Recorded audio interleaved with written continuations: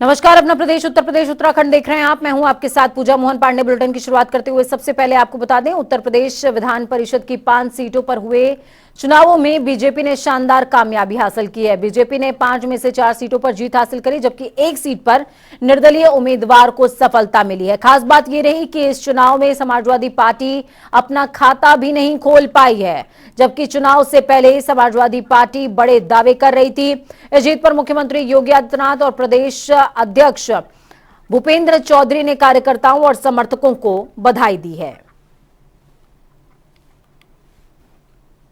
उत्तर प्रदेश में स्नातक और शिक्षक एमएलसी पर होने वाले 5 सीटों पर चुनाव में विजय पताका बीजेपी ने 4 सीटों पर फहरा दिया है। और हमारे साथ ज्यादा जानकारी के साथ अमरपाल मौर्य जी हैं। 5 सीटों में 4 सीटें बीजेपी की हैं। कितनी मेहनत लगी आपको? देखिए, भारतीय जनता पार्टी के कार्यकर्ता साल के 12 महीने भारतीय जनता पार्टी के संगठन को आगे बढ़ाने में काम करते हैं। इसलिए भारतीय जनता पार्टी चुनाव के समय नहीं एक्टिव होती है, चुनाव के पहले से काम करती है और जनता के बीच में हम जाते हैं, हमेशा जाते रहते हैं। इसलिए हम जो है चुनाव जीते हैं। अच्छा, इस चुनाव के आप प्रभारी भी बनाए गए थे और आपने काम भी बेहतर किया। विपक्ष रामायण की बात कर रहा था क्योंकि ये प्रबुद्ध जनों का चुनाव था, उसको कैसे आप देखते हैं? देखिए, भारतीय जनता पार्टी में युवा, स्नातक युवा जो लाखों की संख्या में जो है भारतीय जनता पार्टी के साथ में जो है वोट के रूप में जुड़े। क्योंकि हमारी सरकार ने युवाओं को रोजगार में कोई भेदभाव नहीं, योग्यता के आधार पर नौकरियां दी। ये समाजवादी पार्टी के व्यक्ति एक जाति विशेष में पैदा होने वालों को नौकरियां देते थे और जाति व्यवस्था की राजनीति चलाते थे। वहां से फेल हो गए तो इन्होंने सोचा कि धर्म को गाली दे करके कुछ मिल जाए, तो धर्म को गाली देने के बाद भी इनको उत्तर प्रदेश की जनता ने नकार दिया है। और आने वाले चाहे नगर पालिका के चुनाव होगा या 2024 को चुनाव होगा, वहां भी उनको इसी तरह मुंह करके खानी पड़ेगी। लेकिन गंभीर आरोप भी समाजवादी पार्टी के, उनका कहना है कि उनके वोट नहीं बनने दिए गए, उनको लगातार परेशान किया गया वोटरों को। अरे, वोट तो घर घर जाकर के बनवाना पड़ता है। समाजवादी पार्टी के व्यक्ति जब सोते रहेंगे तो वोट उनको जनता थोड़ी नहीं दे देगी। भारतीय जनता पार्टी का एक एक कार्यकर्ता घर घर जाकर के वोट बनवाया है। मेहनत करेंगे तभी तो परिणाम आएगा। वो तो घर में रह करके एसी कमरों के बाहर से निकलते नहीं है। कभी जाति की राजनीति करेंगे और कभी धर्म के आड़ में जो है गालियां बकने की राजनीति करते हैं। जनता कैसे स्वीकार करेगी? यानी अखिलेश यादव घर से बाहर नहीं निकले, इसी वजह से परिणाम आया। अरे भाई, वो चूंकि जनता उन पर विश्वास करना बंद कर दिया है। जनता विश्वास करना इसलिए बंद कर दिया है क्योंकि समाज को जो दिशा देने की बात थी, जब 5 साल वो सत्ता में मुख्यमंत्री थे तो उत्तर प्रदेश को जाति की व्यवस्था में, यहाँ पर जो है तुष्टीकरण की व्यवस्था में, गुंडागर्दी को बढ़ाने में काम किया, तो जनता तो जवाब देगी। रामचरितमानस को ले जिस तरीके से मुद्दा उन्होंने बनाया, ये चुनाव जो कि प्रबुद्ध वर्ग का था, क्या एक मेन कारण यही बना है चुनाव में?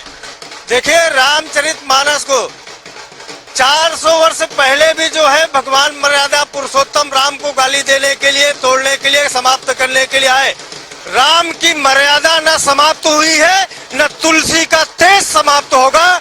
ये उत्तर प्रदेश नहीं, ये भारत है। भारत की सनातन संस्कृति परंपरा पर जब भी कुठाराघात करने की कोशिश की गई है, उसको जवाब देने के लिए भारत की जनता हमेशा तैयार रही है। तो भारतीय जनता पार्टी के हेडक्वार्टर में आज ये जश्न है। निश्चित रूप से जिस तरीके से उत्तर प्रदेश में 5 सीटों पर स्नातक और शिक्षक एमएलसी पर चुनाव हो रहा था, 4 पर विजय पताका भारतीय जनता पार्टी ने फहराया है, एक सीट पर निर्दलीय प्रत्याशी जीत हासिल की है। जिस तरीके से लगातार समाजवादी पार्टी पर भारतीय जनता पार्टी के नेता आरोप लगा रहे थे कि ये प्रबुद्ध जनों का चुनाव है और प्रबुद्ध जनों ने समाजवादी पार्टी को नकार दिया है। कैमरा पर्सन शिवम के साथ अनूप सिंह, जनता टीवी, लखनऊ। तो वहीं एमएलसी चुनावों में हार को लेकर अखिलेश यादव का दर्द सामने आया। अखिलेश ने कहा कि बीजेपी ने बेईमानी करके चुनाव को जीता है। अखिलेश ने कहा यह पहला चुनाव नहीं है जब बीजेपी ने चुनाव में धांधली करके जीत हासिल की हो। अखिलेश ने कहा कि जिला पंचायत चुनाव में बोली लगाई और ब्लॉक प्रमुख के चुनावों में पर्चे तक नहीं भरने दिए गए।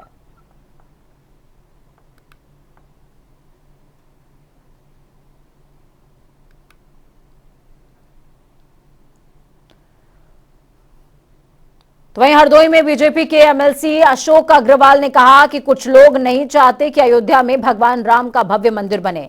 साथ ही उन्होंने स्वामी प्रसाद मौर्य को नसीहत देते हुए कहा कि रामचरितमानस हमारे लिए एक धार्मिक ग्रंथ है।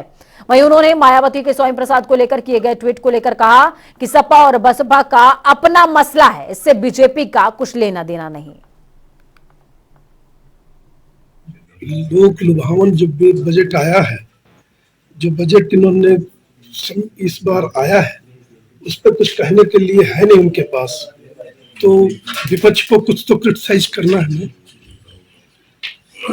कर कहा है देश में कमजोर और उपेक्षित वर्गों का रामचरितमानस मनुस्मृति आदि ग्रंथ नहीं बल्कि भारतीय संविधान है, जिसमें बाबा साहब डॉक्टर अम्बेडकर। सपा बसपा की आपस की लड़ाई है, लेकिन हमारे लिए श्री रामचरितमानस एक धार्मिक ग्रंथ है जिसको कि हम लोग पढ़ते हैं, और भगवान राम का भव्य मंदिर बन रहा है। ये लोग नहीं चाहते थे कि भगवान राम का मंदिर बने, उसी के ये परिणाम है कि ये लोग जो है ओछी हरकतों पे अपनी बाड़ी से आए। धार्मिक ग्रंथ रामचरितमानस की पंक्तियों को होलिका में जला देने का आह्वान करने वाले सपा नेता लालजी पटेल को टांडा कोतवाली पुलिस ने गुरुवार सुबह गिरफ्तार कर लिया। सपा नेता की गिरफ्तारी उनके घर से की गई है। इसके बाद पुलिस टीम ने कोतवाली लाकर पूछताछ करी और चालान करते हुए उनको वापस छोड़ने की बात कही है। उन्होंने जो कहा है वो सभी बातें सत्य है। रामचरितमानस ये धार्मिक ग्रंथ नहीं है। इसको जैसे तमाम लोग किताबें लिखते हैं, वैसे अपनी खुशी के लिए, अपना नाम प्रचार करने के लिए तुलसीदास जी ने अपना विचार व्यक्त किया था। हमारा धर्म, हिंदू धर्म, वो सनातन धर्म है। सनातन धर्म बहुत हजार कई लाखों वर्षों का ये धर्म है, और ये तुलसीदास जी की पुस्तक जो है ये 500 साल पुरानी है। हाँ, श्री रामचरितमानस के विषय में एक अमर्यादित टिप्पणी की थी एक पटेल ने, तो उनकी गिरफ्तारी की गई है संगत धाराओं में। 153 ए है, 295 है, अन्य संगत धाराएं हैं जिसमें इनकी अरेस्ट की गई है। तो वहीं स्वामी प्रसाद मौर्य के बयान के बाद जहां एक तरफ राजनीतिक तूफान आया हुआ है, तो वहीं शहर शहर स्वामी के बयान को लेकर आम लोगों में आक्रोश है। तो वहीं साधु संतों में भी जबरदस्त गुस्सा देखने को मिल रहा है। स्वामी के बयान को लेकर जालौन में साधु संतों ने कहा कि स्वामी प्रसाद माफी मांगे, नहीं तो हम लोग बड़ा प्रदर्शन करेंगे। साथ ही साधु संतों ने स्वामी के अमर्यादित टिप्पणी को लेकर पुतला भी फूंका है।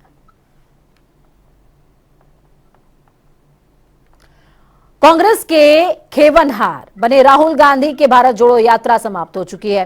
भारत जोड़ो यात्रा के बाद कांग्रेसियों ने आम आदमी तक पहुंच बनाने के लिए और मोदी सरकार के खिलाफ राहुल गांधी की लिखी गई चिट्ठी को घर घर तक पहुंचाने की जिम्मा उठाया। इस साल 9 राज्यों में विधानसभा चुनाव होने हैं, इसलिए इस यात्रा के काफी मायने निकाले जा रहे हैं। कांग्रेस के हाथ जोड़ो अभियान की शुरुआत 26 जनवरी को हुई थी। अब आगरा में भी कांग्रेसी घर घर पहुंच रहे हैं, अपने नेता राहुल गांधी की बात को पहुंचाने का काम भी कर रहे हैं। इस दौरान हमारे संवाददाता ने कांग्रेस प्रवक्ता ID श्रीवास्तव से खास बातचीत की और उन्होंने इस दौरान क्या कुछ कहा है वो भी आपको सुनाएंगे। सुनिए। आम आदमी को जोड़ने के लिए शुरू की गई कांग्रेस की भारत जोड़ो यात्रा कन्याकुमारी से शुरू होकर कश्मीर के लाल चौक पर खत्म हो चुकी है, जो कि 30 जनवरी को वहां पर जो कांग्रेस नेता हैं राहुल गांधी उनके माध्यम से खत्म की गई और वहां पे एक रैली भी की गई। इसके बाद लगातार अब कांग्रेस जनता से जुड़ने के लिए तमाम कवायदें करती हुई दिखाई दे रही। इसी में है भारत जोड़ो यात्रा की शुरुआत की गई। हमारे साथ कांग्रेस के नेता हैं, जो प्रवक्ता भी हैं कांग्रेस के। सर, किस तरीके की यात्रा है, क्या इसका मकसद है? ये एक्चुअली में जनता तक संदेश पहुंचाना है। राहुल जी का जो भारत जोड़ो यात्रा निकाली गई है, तो वो आम जनता तक महंगाई, नफरत, बेरोजगारी, इसके खिलाफ संदेश पहुंचाना, हाथ से हाथ जोड़ो यात्रा के माध्यम से संदेश है। राहुल जी का पत्र हम हर जनता तक पहुंचा रहे हैं। राहुल जी का पत्र 4 सीट बीजेपी के खिलाफ। हाँ, तो ये किस तरीके का रहेगा, क्या तैयारी है इसके लिए? ये 2 महीने चलेगा। हम तो पूरा लिटरेचर आ चुका है, 4 सीट भी आ चुकी है, स्टिकर भी आ चुका है, राहुल जी का पत्र भी आ चुका है, और कार्यकर्ताओं में बड़ा उत्साह है, जनता में भी बड़ा उत्साह है। बीजेपी सरकार से परेशान आ चुकी है जनता, और जनता चाहती है कि कांग्रेस हर जनता के दरबारी तक पहुंचे और उनकी भावनाओं को समझें। इसलिए हम इस यात्रा का दूसरा चरण है हम इसीलिए इस यात्रा को निकाल रहे हैं। हाथ से हाथ जोड़ो यात्रा का उद्देश्य यही है। हाथ जोड़ो यात्रा का उद्देश्य ये है कि आम लोगों को किसी भी तरीके से जोड़ा जाए, क्योंकि 2024 में लोकसभा चुनाव होने हैं। इसी को लेकर कांग्रेस हर हाल में आम आदमी को जोड़ने का प्रयास कर रही है। संगठन की बात करें तो संगठन यहाँ पर कांग्रेस का अभी उत्तर प्रदेश के अंदर इतना मजबूत दिखाई नहीं देता, लेकिन कांग्रेस का प्रयास है कि हर स्थिति में आम आदमी को जोड़ा जाए। प्रदीप रावत, जनता टीवी, आगरा। दारुल उलूम फरंगी महली के प्रवक्ता सुफियान निजामी ने बाबा रामदेव के इस्लाम पर दिए बयान पर कहा कि धर्म संसद के नाम पर किसी दूसरे मजहब का अपमान करना ठीक नहीं है। अगर आपके मजहब में कुछ अच्छी बातें हैं तो उनका प्रचार करिए, लेकिन दूसरे धर्म पर छीटाकशी करना ठीक बात नहीं है। देखिए, हमारे मुल्क में एक फैशन चला है कि धर्म संसद के नाम पर अधर्म की बातें फैलाई जाए और वहाँ पर सिर्फ और सिर्फ मुसलमानों और इस्लाम पर छीटाकशी की जाए। यकीनी तौर पर धार्मिक लोगों का और धर्म संसद का कतई तौर पर यह मकसद नहीं होता है कि किसी के भी मज़हब के ख़िलाफ़ या मुसलमानों के ख़िलाफ़ कोई अभद्र टिप्पणी की जाए। अगर आपके पास अपने मज़हब की कुछ अच्छी बातें हैं तो आप वो लोगों तक पहुँचाने का काम करें। बेजा और बिला ज़रूरत दूसरे मज़हब पर और ख़ास तौर पर मुसलमानों पर जो टिप्पणियाँ की जा रही हैं और बार बार जो छीटाकशी की जा रही है, ये कतई तौर पर किसी भी सूरत में मुनासिब नहीं है। यूपी में आईपीएस अफसरों के तबादलों की रेल दौड़ पड़ी है। आज 11 आईपीएस अफसरों की ट्रांसफर की लिस्ट जारी हुई। गृह विभाग ने यह सूची जारी करी, जिसमें बिकरू कांड की सजा काट रहे अनंत देव को डीआईजी प्रयागराज रेलवे का चार्ज सौंप दिया गया है। तो वहीं इनमें 8 अफसर ऐसे हैं जो काफी समय से पुलिस मुख्यालय से अटैच होकर साइडलाइन पड़े हुए थे। ट्रांसफर लिस्ट में जौनपुर एसपी को बदला गया है। प्रमोशन के बाद भी एसपी का कार्यभार संभाल रहे अजय साहनी को जौनपुर से हटाकर डीआईजी सहारनपुर का चार्ज सौंपा गया है। इनकी जगह यूपी 112 में तैनात रहे डॉक्टर अजय पाल को एसपी जौनपुर बना दिया गया है।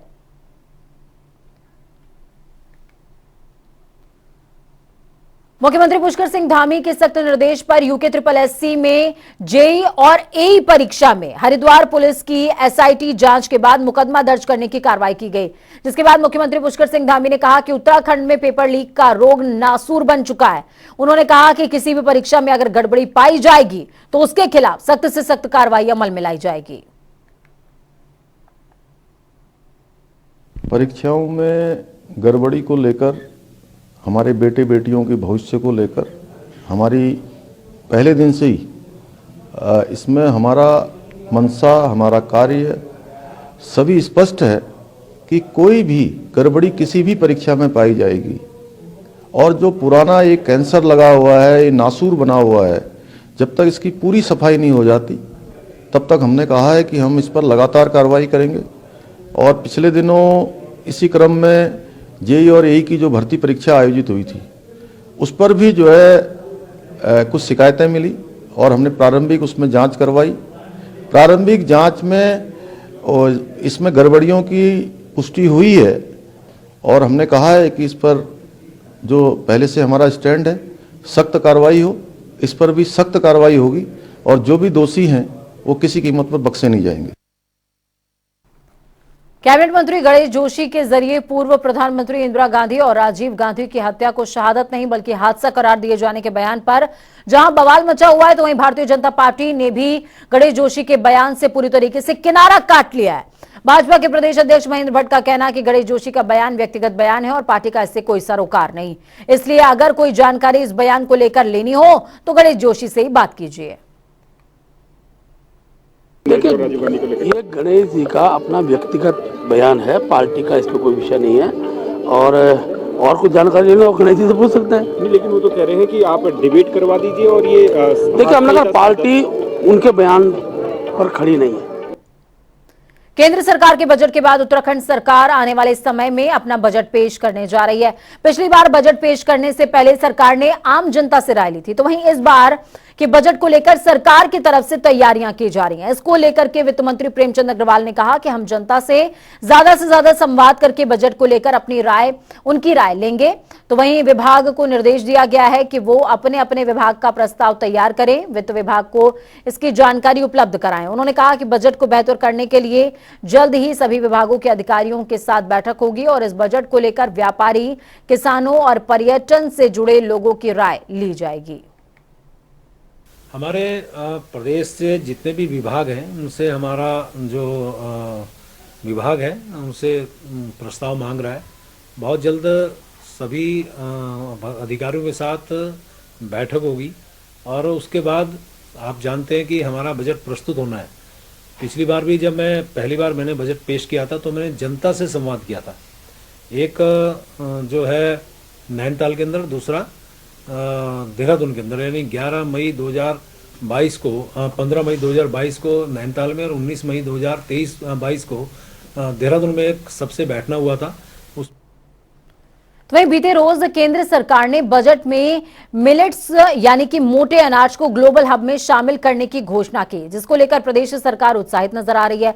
इसी दिशा में प्रदेश के कैबिनेट मंत्री गणेश जोशी का साफ तौर पर कहना है कि प्रदेश सरकार जल्द ही इस अभियान के तहत स्टार्टअप के जरिए पर्वतीय क्षेत्र के युवाओं को जोड़ेगी। जगह जगह सरकार मड़ुए के सेंटर स्थापित करेगी। कृषि मंत्री ने यह भी कहा कि प्रदेश में इस समय 50,000 स्वयं सहायता समूह हैं जिनमें 6 लाख महिलाएं काम करती हैं। अब सरकार मड़ुए पर इन महिलाओं को प्रति किलो के हिसाब से 1.5 रुपए इंसेंटिव भी देगी। देखिए, सबसे पहले तो मैं माननीय प्रधानमंत्री जी का, माननीय वित्त मंत्री जी का आभार व्यक्त करता हूं कि उन्होंने किसानों की चिंता करते हुए इस क्षेत्र में जहां मड़ुए को श्री अन्न के नाम से साबित करने की बात कही, निश्चित ही इसका लाभ मिलेगा। दूसरा, स्टार्टअप के माध्यम से हम किसानों को जोड़ेंगे। दूसरा, हमारे पर्वतीय क्षेत्र में पैक्स के माध्यम से मड़ुआ के हम सेंटर खोलेंगे और हमारे स्वयं सहायता समूह की जो बहनें हैं, आज हमारे प्रदेश में 50,000 से अधिक स्वयं सहायता समूह हैं, इसमें से 6 लाख हमारी बहनें जुड़ी। कांग्रेस ने हाथ से हाथ जोड़ो यात्रा को लेकर हल्द्वानी में आज एक बड़ी बैठक करी है। बैठक में नेता प्रतिपक्ष यशपाल आर्या, विधायक सुमित हृदेश और यात्रा के संयोजक प्रकाश जोशी मौजूद रहे। इस बैठक में नैनीताल जिले के सभी मंडल और बूथ अध्यक्ष भी शामिल हुए हैं और हाथ से हाथ जोड़ो यात्रा की तैयारियों को लेकर बैठक में समीक्षा की गई। आपको बताते चलें कि यात्रा को सफल बनाने के लिए मंडल अध्यक्षों को जिम्मेदारियां सौंपी गई हैं, जिनमें यात्रा के जरिए कांग्रेस कार्यकर्ता केंद्र और राज्य सरकार के खिलाफ तैयार की गई चार्जशीट को लेकर गांव-गांव, घर-घर पहुंचेंगे। साथ ही राहुल गांधी और मल्लिकार्जुन खड़गे के पत्र को लेकर के भी कार्यकर्ता जनता से रूबरू हो रहे हैं।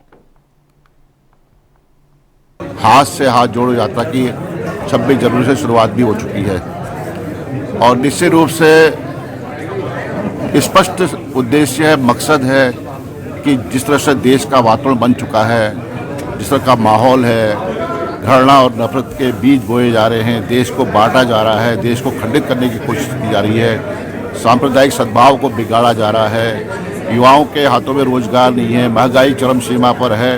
तमाम विषयों को लेकर हमने और हमारी कांग्रेस ने निर्णय लिया है कि 26 जनवरी से हाथ जोड़ो। ये संकेत है, ये संदेश है प्रेम का, स्नेह का, सद्भाव का। भारत जोड़ो यात्रा की जो भव्यता रही, जो संघर्ष रहा, उसी श्रृंखला में बूथ बूथ तक राहुल जी का संदेश, कांग्रेस पार्टी का संदेश एवं अमन शांति का संदेश लेकर हमारे कार्यकर्ता निकलने का संकल्प ले रहे हैं। उसकी विधिवत आज जो भी उसके तौर तरीके होंगे, जो कैसे हर घर पे पहुंचा जाएगा, इसमें सारे ब्लॉक अध्यक्षगण यहाँ मौजूद हैं, पीसीसी के सदस्य मौजूद हैं पूरे जिले के, तो उनसे पूरी डिटेल में इसमें वार्ता हो रही है और एक केंद्रीय चार्जशीट, एक प्रांतीय चार्जशीट। और मेरा आह्वान तो ये भी है कि विधानसभा वार भी चार्जशीट हम लोग को बनानी चाहिए। जो लोग चुनाव लड़े थे, जो अभाव है इस सरकार के, उनको हमें घर घर तक पहुंचाना है और कांग्रेस कैसे इस देश में प्यार, अमन और चैन की बात करती है, रोजगार की बात करती है, वो हर घर तक पहुंचाना है। तो वहीं कांग्रेस के वरिष्ठ उपाध्यक्ष सूर्यकांत धस्माना ने पत्रकारों से बातचीत की। इस दौरान उन्होंने बताया कि अखिल भारतीय कांग्रेस कमेटी के आह्वान पर 6 फरवरी को प्रदेश व्यापी प्रदर्शन किया जाएगा। धस्माना ने आरोप लगाया कि आजादी के बाद अडानी समूह का देश का सबसे बड़ा कॉर्पोरेट घोटाला है, जिसमें एसबीआई और एलआईसी जैसी संस्थाओं का भी पैसा लगा हुआ है। तो वहीं अगर अडानी किसी विपक्षी दल या कांग्रेस से जुड़े होते तो अभी तक उनके यहां और कार्यालयों में सीबीआई और ईडी की रेड हो चुकी होती। इन सब बातों को देखते हुए एलआईसी ने 6 फरवरी को एसबीआई और एलआईसी कार्यालयों के बाहर प्रदर्शन करने का फैसला लिया है। देखिए, भाजपा सरकार का आज हम लोगों ने पुतला दहन किया है। जैसे कि आपको विदित है कि बिजली के रेट बढ़ाने के यूपीसीएल द्वारा प्रयास किया जा रहा है। और मैं आपको बताना चाहूँगा, वर्ष 2022 में यूपीसीएल प्रदेश सरकार द्वारा 3 बार बिजली के रेट बढ़ाए गए हैं और दोबारा से इन्होंने प्रस्ताव एक शासन को भेजा है जिसमें 17% बिजली के रेट बढ़ाने की इन्होंने बात कही है। और साथ ही साथ वर्ष 2023 में शुरुआत में ही इन्होंने डोमेस्टिक गैस के रेट बढ़ा दिए हैं। तो इन सभी चीज़ों को लेकर आज हमारा विरोध प्रदर्शन है और हमारी मांग है कि कोरोना के कार्यकाल से एक आम व्यक्ति अभी उठ नहीं पाया है और साथ साथ महंगाई की वक्त यहाँ पर छोटे से ब्रेक का। ब्रेक के उस पार खबरों का सफर लगातार जारी रहेगा। बने रहिए जनता टीवी के साथ, क्योंकि हमें आपकी ताकत। अपना और अपनों का बहुत ज्यादा ख्याल रखिए। नमस्कार।